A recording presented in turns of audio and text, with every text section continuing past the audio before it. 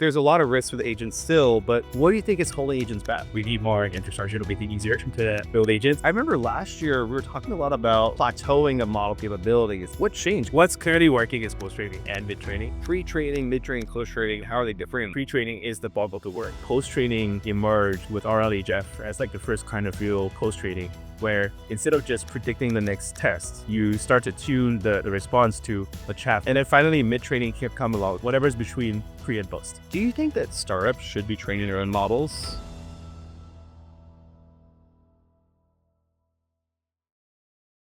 Hey everybody, I'm Paul, founder of BrowserBase, and I'm here on Navigators, our new series where we interview leaders in AI and talk about how they're navigating through building companies in this crazy age where AI is changing everything all the time. I'm here with Shawn Wang, aka Swyx, the founder of the Latent Space podcast and AIE, AI Engineering's World Fair, the best conference for AI engineers.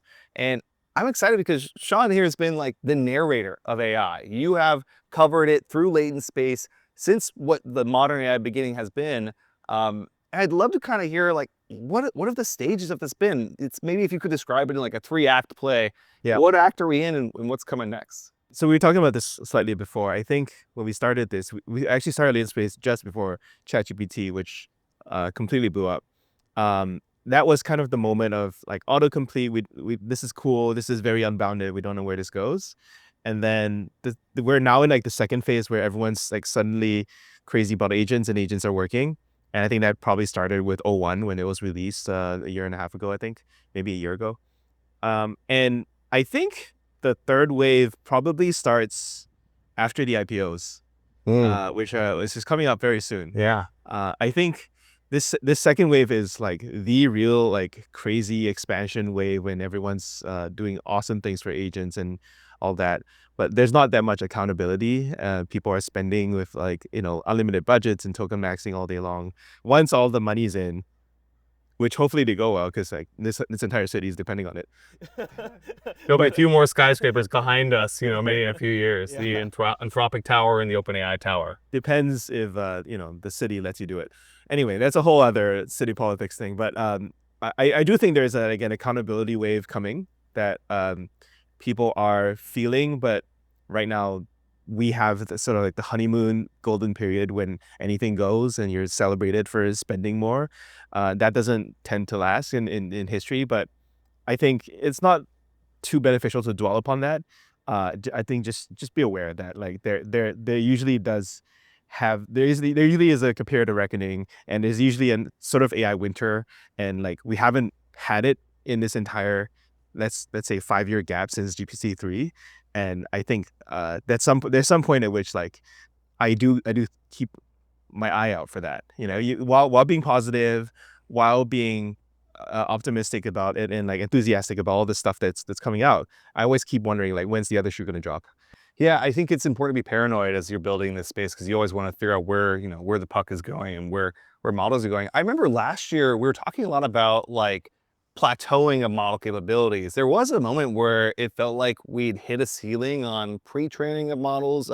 What ended up working? Like what changed? Because there was a vibe mid last year, which is like, this might be as good as it gets for a while. And clearly with the latest generation of models, we've really punched through a wall. Yeah. I think that's the thing, right? Just to comment on your like having sanity, having reservations actually might hold you back. Like you should actually just be wholeheartedly like, feel the AGI and introspect later, worry later. I do think that's like a valid strategy. And I do think like people with that mindset who don't even countenance the possibility of failure have more chance of success in and of itself. What's clearly working is post-training and mid-training. There are certain facts that you can sort of hang your hat on. Like we don't get a lot of detail out of the labs, but people like Cursor saying that they spend 4 times the amount of compute on post-training as compared to the pre-training itself of the model that they used. Gives you an idea that it's not just like a tiny little layer on top that's post-training anymore. It's like a whole operation in and of itself that is contributing to all these advanced capabilities in inference time compute. So even while pre-training kind of, and definitely don't think it taps out, but pre-training, we don't see as much innovation there. Let's just call it. Again, I don't 100% believe that's true, but let's just this is like really paper over the tiny details. Post training, there has been a ton. There's been enormous RL environments companies built up, and so much research into tool calling and using browsers and computer use and all those capabilities that agents deployed in real worlds give their feedback to the labs, and the labs innovate their models, and then they put on more agents, and that positive virtuous cycle is leading to so much adaptation of the models to real world usage, which I think we didn't see at the time, like maybe a year plus ago, but we're definitely seeing now. Yeah, and if you were to summarize, pre-training, mid-training, post-training, what do each of these mean and how are they different? And like, why is investing in post-training working more right now? Maybe to like a layman that might not be an AI researcher. I think, okay, so pre-training, the classical view is that pre-training is the bulk of the work. That's the gloriously YOLO $500 million runs on just the entire internet. And so that is really the unlock that scaled from GPT-1 to 3 that most people would point to as like the sort of the dawn of the generative AI era, where most machine learning in the past used to be much more supervised, where you needed to collect sort of labels for every piece of information that you're going to train on. And here is just mostly unsupervised, just predict the next token and go. And eventually post-training emerged with RLHF as like the first kind of real post-training, where instead of just predicting the next text, you start to tune the response to a chat format where like you would go, I would go, and having multi-turns, and then eventually instruction following, tool calling, all those awesome things. I think there's a lot more that goes into post-training since then. I think the research goes into, what's post-training for a turn in a message thread is different from multiple turns with multiple players over multiple days. And so that just has lots of orders of magnitude of differences there. Things like memory compression, context utilization, compressing different modalities like sound and vision all into the same token stream as language. All these are like very important areas of research that can be late fusion or early fusion. I would say that most of the labs are adopting early fusion. We just don't have as much access to that. And then finally, mid-training can come along essentially as a split out of post-training as something that is less use case specific and more generalist, which I do think no one really, I've asked many people what mid-training is. It's just whatever's between pre and post. But that's the rough idea, right? So we used to spend the vast majority of resources on pre-training, and then it would like add a little post-train layer on top that is what you've heard of, RLHF, RLAIF. But now, because there's so much domain adaptation to coding, to finance, to whatever, to computer use, there's so much more post-training that's going on that is really fascinating, and honestly, like really great for startups, really great for the labs, grad students that are all getting involved in this, because at some point you actually should never start from 0 weights or like an initialization of random weights. You should always start from a pre-trained model off the shelf.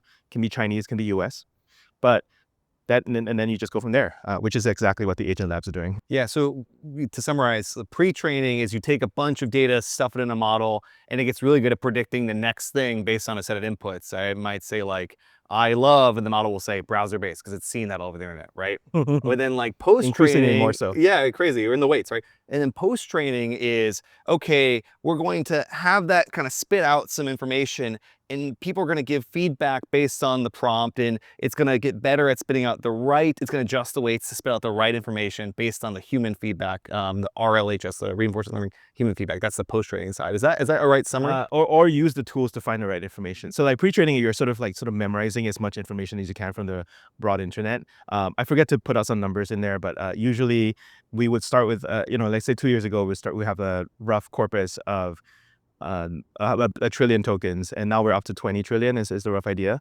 I would say at the big labs like the Mythos classes, you would probably have on the order of 100 trillion. Mm-hmm. And that would be much less in post training. But what's more important is the trajectory over time, including the tools that you're gonna use. So it's actually really important for tools like browser-based and any other tools like your Bash and CLI tools, or your Python sandboxes, anything like that, to be trained into the model so that they can use it to go and find those informations. Because at some point, the only way to fix like the hallucination is to go look up the actual source and then just sort of remix it and repeat it back. Yeah. Do you think that startups should be training their own models? That's a great question that depends on different stages. I think to start any product, you should not. You should just prompt and adapt an off-the-shelf frontier model. And then as you get volume, then you should probably train your own model. So I mapped out this idea of what I call the agent labs versus the model labs. The model labs are pursuing AGI, and the agent labs are pursuing domain specificity. Like, you don't want to run a Mythos class model on just classifying your emails, right? You probably want something cheaper, faster, and more controllable. And all of those things are in the domain of sort of optimization. Yeah, that's the first time I've heard you talk about agent labs before. Like, what's an example of like a couple of the agent labs that you think about? One, I'm an advisor to One Cognition, and I would put Cursor in there, put Sierra in there. Anyone that doesn't primarily train a foundation model, but benefits when a new model comes out from any other model labs, because they focus on a specific customer profile. So let's call it Harvey, let's call it Rogo, like just like open evidence, like any domain, usually white collar. Yeah. But I think increasingly in every single vertical in the US economy, you will find an agent lab whose job it is not to train the foundation models, but to adapt the foundation models and unlock the capability overhang for that domain's users. Yeah. And you've spent a bunch of time meeting the founders of these agent labs, or maybe more commonly called like vertical AI companies. Like, what are the traits that are making those founders more successful or making those products work better? What are they doing differently? I think customer obsession, actually. Yeah. And the adaptation of whatever the hot thing is, I will be your outsourced AI team, right? Like, because like all these Fortune 500 companies and enterprises, or even like the end users, like the people, like I'm going to the hospital, and like I just expect my healthcare to be better with AI over time, and it's not getting there. Well, I need the hospital to figure out better vendors. Hospital's not going to recruit top AI engineers in the world. They're going to rely on startups to help them to figure it out. So Open Evidence, Abridge, all these hospitalized healthcare vertical AI companies are going to help them do that. So I think being the outsourced AI team and focusing on like, okay, Abridge used to start with just voice notes, but now they're expanding to wiring up the whole decision-making infrastructure for doctors to make them more efficient at their jobs, or to help you bill correctly to your insurance claims. The healthcare system is so complex, and humans have been just slaving away at trying to patch up for all the holes in it. And the potential for AI to accurately fill in all these gaps, I think is enormous. And hopefully reduce the amount of human hours and therefore the costs. So I think like there's a lot of like customer obsession, but I think that adaptability is the fundamental trait, right? That lets founders, especially AI founders, adapt from period to period in AI, where like the hot thing used to be RAG, used to be voice transcription, and now it's like agents and whatever the next thing is. Yeah. And I almost wonder, like, I agree, like customer obsession is so clear, but can it be too AI pilled? Like, do you go full AI psychosis and you're like, the CEO is vibe coding too much? Like, Yeah. Have you seen it gone too far? And what Absolutely. happens to those companies? I mean, I worry about this for my company too. What happens is you make mistakes, and then customers get upset. People lose money. And people get really frustrated with you. And the only thing you can do is, I'm sorry, I vibe coded this thing, and the AI made it up. I'm sorry. And like, to some extent, that's like inexcusable, but to some extent that there's some level percent that you should be tolerant of. And I put this in the same bucket as, well, when plane crashes happen, it's horrific, and people like we should not want that ever to happen. But overall, planes are the safest mode of transport ever. So how do you reconcile the fact that the tail risk is so high, but like just actually overall it's like it's really, really good. And in the same way, for self-driving cars, like we have to get as a society to a point where we can accept that self-driving cars are going to have accidents that no human would ever make, which it was, by the way, was the end of Cruise, right? The Cruise backed over that poor woman. But because of the safety statistics of self-driving cars, we're just going to allow that and eventually ban humans from driving. And I think like that's the point that we have to get to for agents writing our code and agents running our healthcare records and all those other things. Like we're not there yet, but at some point we have to accept that fundamental trade-off of like, yes, like we're going to have horrific accidents, but actually on balance this is okay, and we've developed mitigation strategies against those horrific accidents. So there's a lot of risks with agents still, but more and more people are putting them in production. What do you think is holding agents back? Like, what do we need to build to actually make it so that every company can actually build reliable agents in prod?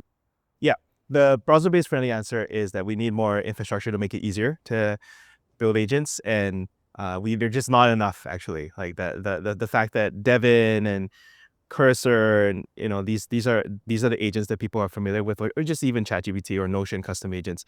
These are the agents that people are familiar with. There should be 1,000 times more that just do everything. Even Gusto, which I think you're talking to later, they release an agent for managing your company, like employees and finances and all those things. Great, but it's in limited access. Why? Like I had to go talk to my rep to get it. Like why is it just not here now? And why doesn't my bank have an agent for me? Why doesn't my accountant have an agent for me? We just need like 1,000 times more agents to intermediate all this interaction between humans. So it's just I never want to talk to a human again, right? There's more, but that's the infra layer. I just know that you respond to that. Yeah, I guess so. The infra layer might be needed because it seems like the models are good enough. Do you think the models are good enough for everyday tasks, or Yeah. do we still need enough? It's just we're there. Models are done. We're there. They AGIs could be cheap. cheaper and faster. Yeah. I think we're there for everyday tasks. Just one way that I could point people to, OpenAI has this eval called GDP val, which is basically a survey of the top professions by every industry in the US, sorted by percentage weight and GDP. And they estimate about 80% of GDP can be automated by agents. Wow. 80. So yeah, okay, there's the last 20, but like you can get 80. There's like a good first 80% can be done. But why isn't that 80% of the GDP that could be automated by agents not being automated so far? Yeah, exactly, right. So this is access, it's cost, it's speed, it's familiarity, it's all that reliability work that needs to be done by startups that are putting this in production. That's the first layer. The actual real answer is, well, what's causing the cost to be high? Well, we don't have enough chips. We don't have memory. We don't have the supply chain needed. Most of this, all this stuff relies on ASML and TSMC down in like the Netherlands and in Taiwan, and like God knows what happens if those ever get in supply chain risk. People are sold out for memory for like the next 2 years, and it's just like people are like taking out like old MacBooks and phones and ripping the memory out from them just so they can use them in their inference.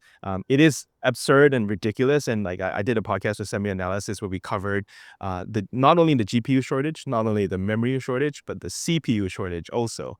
And even right down to the fibers that like network these things. Like we're just running out of everything. Because we just went from a situation where like you only need this for high performance gaming situations to like my mom needs it to work with Notion. Yeah. And so like this is probably a billion times, not a billion, maybe like 10 million times increase in the amount of just end users that are going to need all this stuff.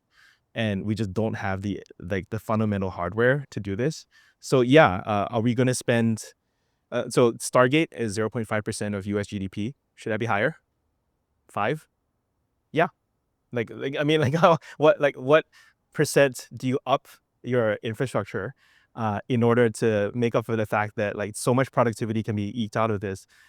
Which, by the way, also if you sort of plot the rise of agents in the trend line of human population growth decline, they're taking off at the exact same time the human population is slowing down, which I think is actually like the eco-friendly approach. Like we don't fart as much. Less methane. I know. They don't eat as much red meat. Exactly. Yeah. Like, you can complain like the water in the data centers and the energy that's being burned, but actually they're way more efficient than humans. So in a recent interview with Dario, Dwarkesh said that diffusion is cope and kind of meant that, hey, if the models are good enough, these problems will be solved. If you have a country of geniuses, you solve all these problems. Do you think diffusion is cope? Do I think diffusion is cope? I think diffusion is a hand-wavy thing. Like there's many hundreds of billions of dollars to be made in that diffusion, and a lot of smart engineering hours and real product work that needs to be done to make that happen. I don't know if that's cope. I think that's real work. I think that's the hard work. It's kind of like saying, wave your hand like, oh, the trash will get picked up.